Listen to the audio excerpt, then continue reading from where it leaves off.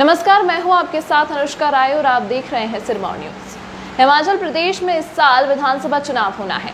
सत्ता पर काबिज भारतीय जनता पार्टी फिर से सरकार बनाने के काम में लग गई है, तो कांग्रेस पार्टी सहित अन्य राजनीतिक दल सत्ता हथियाने की जुगत में लगे हैं। यदि बात हिमाचल के सिरमौर जिले की करें तो यहाँ भारतीय जनता पार्टी इस बार 5 विधानसभा सीटों पर अपने प्रत्याशियों की जीत देखना चाहती है, जिसके लिए पार्टी कार्यकर्ता जी तोड़ मेहनत में जुटे हुए हैं। जिला सिरमौर किसी समय कांग्रेस का गढ़ रहा, लेकिन भाजपा की सेंधमारी ने वर्तमान में 5 में से 3 सीटों पर अपना कब्जा कर लिया, जबकि अन्य 2 विधानसभा क्षेत्रों पर कांग्रेस का कब्जा है। आगामी विधानसभा चुनाव के लिए पांवटा साहिब विधानसभा क्षेत्र से भाजपा के पास एक से एक दिग्गज नेता हैं, जिनका पलड़ा कांग्रेस से भारी रह सकता है। ऊर्जा मंत्री सुखराम चौधरी के बाद भाजपा के वरिष्ठ नेता मदन मोहन शर्मा का नाम भाजपा के दिग्गज नेताओं की लिस्ट में सबसे ऊपर है। मदन मोहन शर्मा न केवल एक नेता के रूप में जाने जाते हैं, बल्कि सफल उद्योगपति और समाज सेवक के रूप में भी क्षेत्र की जनता उन्हें जानती है।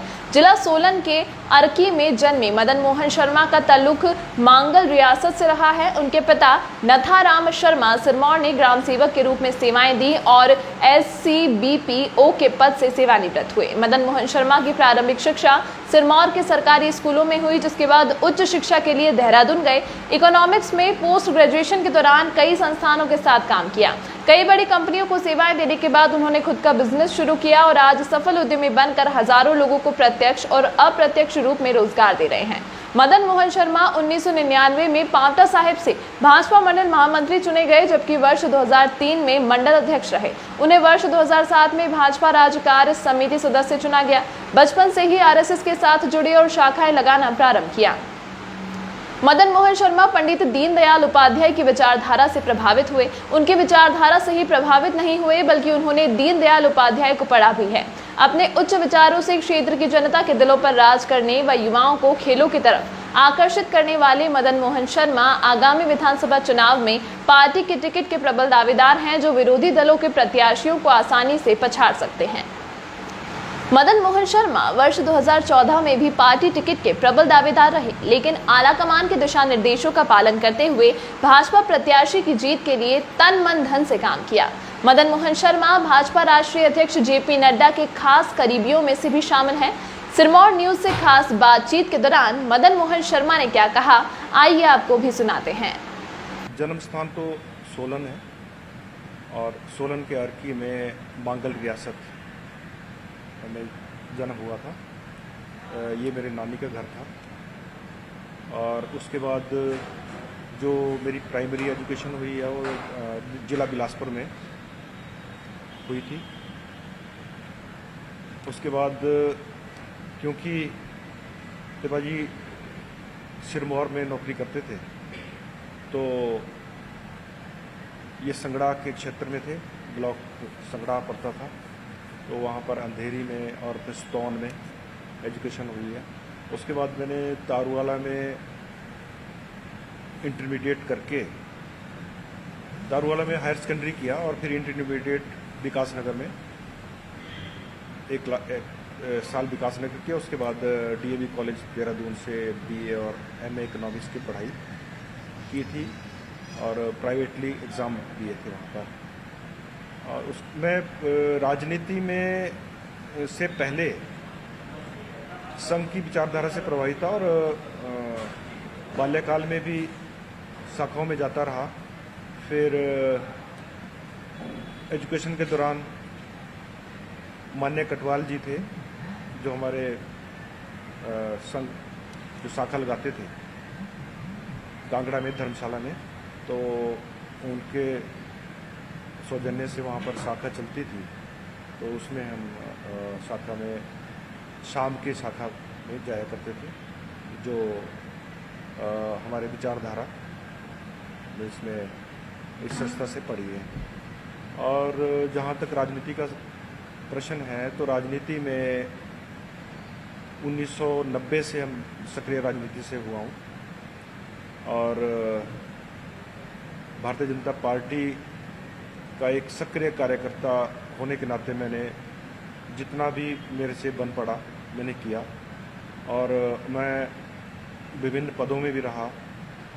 3 साल में महासचिव मंडल महासचिव रहा पांवटा साहिब में और उसके बाद 3 साल 2009 तक मैं मंडल अध्यक्ष भी रहा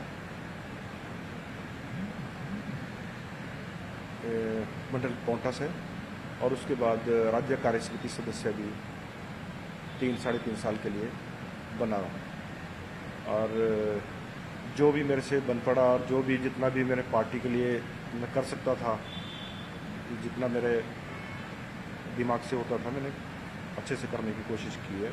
और मैं पार्टी का एक कट्टर सिपाही हूँ। जैसा भी आदेश हाईकमान का होता है या नेताओं का होता है, उसमें हम कोताही नहीं बरतते। वो आज भी हम उसके लिए तत्पर हैं और आइंदा भी जैसे जैसे निर्देश पार्टी का मिलता रहेगा वैसे करते रहेंगे। जो पार्टी के हमारे बड़े हैं वो डिसाइड करते हैं कि किसको कहाँ किस ओहदे पे जाना है या किसको चुनाव लड़ना है, किसको किस स्थिति में रहना है, तो हमारे बड़े डिसाइड करते हैं। बाकी मैं सामाजिक काम करता रहता हूँ। पीछे कोरोना काल हुआ तो मेरी कोशिश ये रही कि यहाँ से जो लेबर क्लास है वो पलायन ना करे और कई महीने वो यहाँ रहे, झोंपड़पट्टियों में जैसे जैसे रहते थे वैसे रहे, क्योंकि हमने उनकी व्यवस्था राशन की या और दवाई की या मास्क की या सैनिटाइज़र की ये करते रहे। और वो मैं अपने खर्चे से उसमें करता रहा और बाकी मेरे सहयोगी जो दूसरे उद्योग जो करते हैं उनसे भी सहयोग मिलता रहा और लेता रहा मैं और ये किया। अभी भी जो समाज के कहीं दबे कुचले लोग हैं, कहीं किसी कोई आवश्यकता होती है किसी चीज़ की या कहीं कोई मटेरियल की आवश्यकता है, कहीं धार्मिक जगह पे है, कहीं कुछ और कोई आर्थिक रूप से किसी की आवश्यकता है, तो उसको हम पूरा करने की कोशिश करते हैं। ये प्रयास मेरा हमेशा के लिए रहेगा, क्योंकि मुझे पता है कि युवा घर से पूरे जो कमियां हैं वो रह जाती हैं और घर से पूरा सहयोग कई बार मजबूरी के कारण नहीं हो पाता, आर्थिक तंगी भी होती है। तो ये देखने में आता है कि कोई युवा जो आगे खेलना चाहता है और जो आगे बढ़ना चाहता है उसकी प्रतिभा ना रुके, तो उसका प्रयास हम रखते हैं कि उसको कोई मान लो कहीं किसी को क्रिकेट की किट की ज़रूरत है, कहीं हॉकी की ज़रूरत है, कहीं या फुटबॉल है, कहीं व्यवस्था ग्राउंड की है, तो उसके लिए कोशिश रखते हैं कि उनको ये चीज़ प्रोवाइड की जाए, मुहैया कराई जाए और हमारे युवा आगे बढ़ें, खेलें भी, एजुकेशन भी लें और समाज में एक अच्छा नाम कमाए, हमारे यहाँ का भी नाम हो। तो मेरी ये प्रयास रहता है। विश्वास की परंपरा और शुद्धता का मजबूत बंधन,